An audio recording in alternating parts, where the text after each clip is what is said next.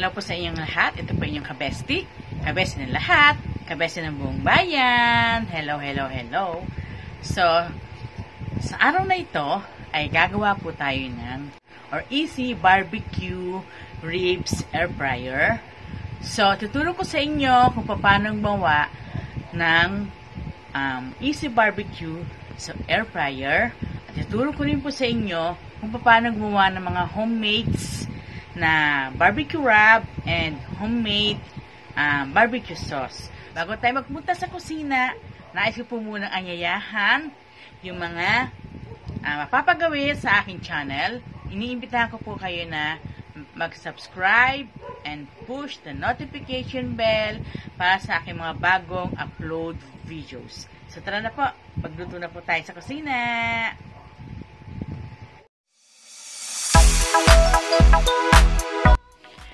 So, gagawa po tayo ngayon ng 2 spare ribs air fryer.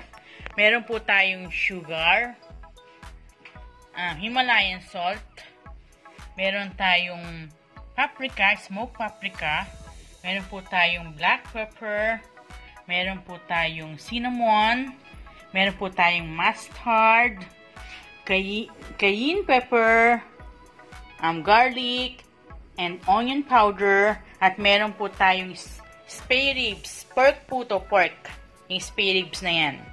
So, sunod natin gagawin ay ang barbecue wrap. Ito ay homemade. Wala pa kayo makita sa grocery ng mga tinatawag natin na barbecue wrap or barbecue rib wrap.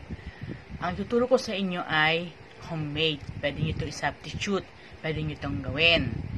So, ngayon, ituturo ko sa inyo kung paano gawin ang homemade barbecue rib. Ang gagawin natin ngayon ay i-combine na natin lahat ng ingredients. Lalagay natin ng brown sugar saka ating fat, Himalayan salt, paprika, garlic and onion powder, cayenne pepper, ground mustard, cinnamon, black pepper, and then mix it together. Kailangang halong-halo. Pantay na pantay ang halo.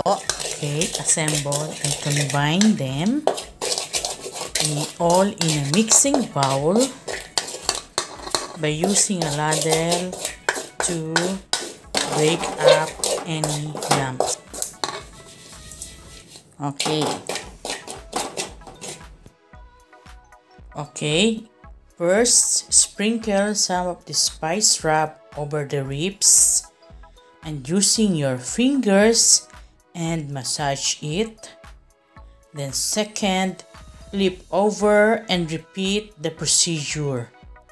Third, wrap both sides of the ribs and place in the fridge for hours to marinate.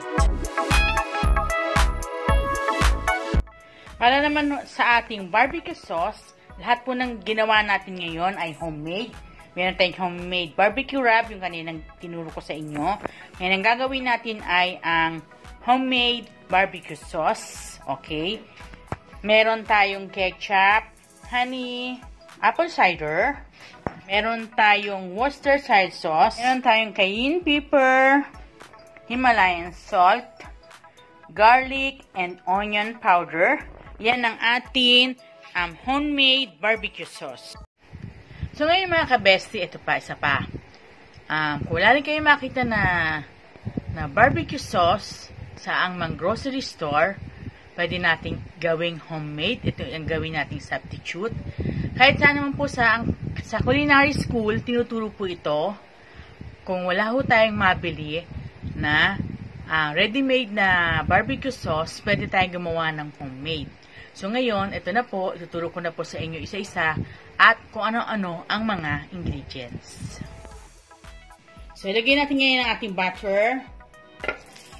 Melt natin yung ating butter.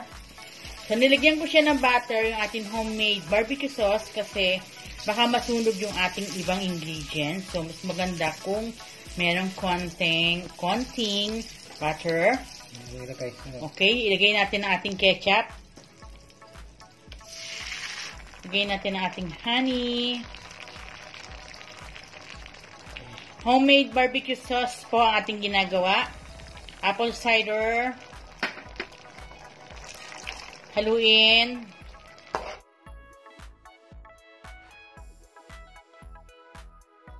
Lagyan natin ang ating Worcestershire sauce. Sunod natin.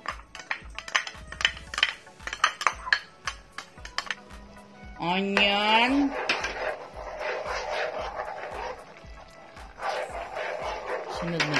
Sunod natin ang ating garlic. Himalayan salt. Cayenne pepper. Okay. Haluin natin maigit and combine ang lahat ng ingredients sa saucepan over medium heat.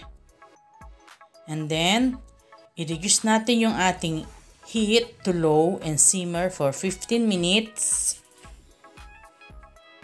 Okay. Next, remove sauce from the heat and allow to cool.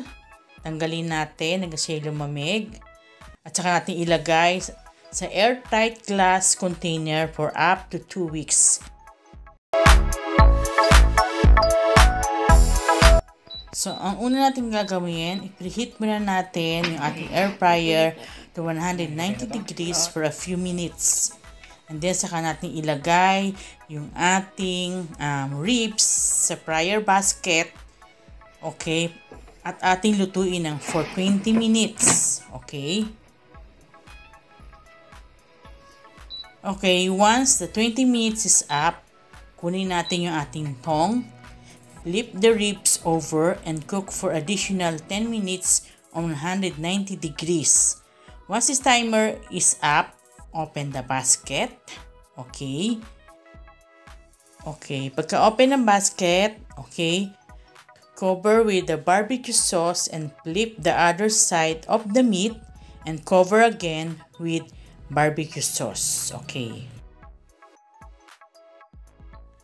Then, repeat the procedure again do sa isa nating karne o pork ribs.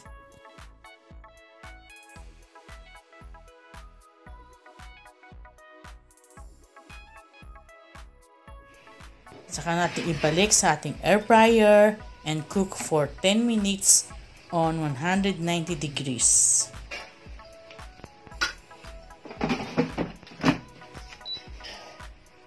Minutes yan. Sunod. Ayan, okay na. Okay, makikita naman natin na mag-zero yung ating timer. Ibig sabihin nun, luto na ang ating ribs. Okay. Okay. Remove and allow the ribs to rest for a few minutes. Okay, it's done and ready to serve. Wow. Kung gusto niyo lagyan pa ng sauce, pwede pa naman yung ating ribs. Okay. Mas masarap kung maraming barbecue sauce. Tihaya mo, ganyan tihaya. Sige, ipakita mo yung balat. Ayan. Yummy. Pwede pa yung lagyan ng sauce kung gusto nyo. Kung di na. Okay, it's done! Mga ka-bestie, natapos na natin gawin yung ating Easy Barbecue Ribs Air Fryer. So, siyempre, hindi po ako matatapos, hindi po ako magpapasalamat sa mga sumusuporta sa akin, walang sawang suporta, walang sawang pagmamahal. So, magpapasalamat po ako sa mga nanonood sa akin vlog, especially yung mga aking mga kaibigan, aking mga kamag-anak, aking mga secret viewers, at yung aking mga bagong manonood. Maraming salamat po sa inyong lahat. At syempre po, nagpapasalamat din po ako sa aking mga team, sa aking ka-team na sa Team Academy, Team Shin International, Pan 35 minutes, Daisy 10 minutes, Daisy and 20 10 minutes, at syempre sa 30 minutes watch at sa Flash Fresh Content at sa 30 minutes watch. Maraming salamat po sa inyo sa patuloy ninyong pagtulong sa akin at pagsuporta sa akin. At sa mga aking mga collaborators, sa mga bago ko pang collaborators, maraming salamat po sa inyong suporta. At pati pa kayo nandyan, pag tuwing po ako ay nagpipremiere ng aking mga vlogs or videos. So, maraming salamat po sa inyong lahat at naway pagpalain po tayong lahat ng ating Panginoong may kapal. And then, hindi na po ako magtatagal. And then, see you on my next vlog. And, bye-bye! I love you all! See ya!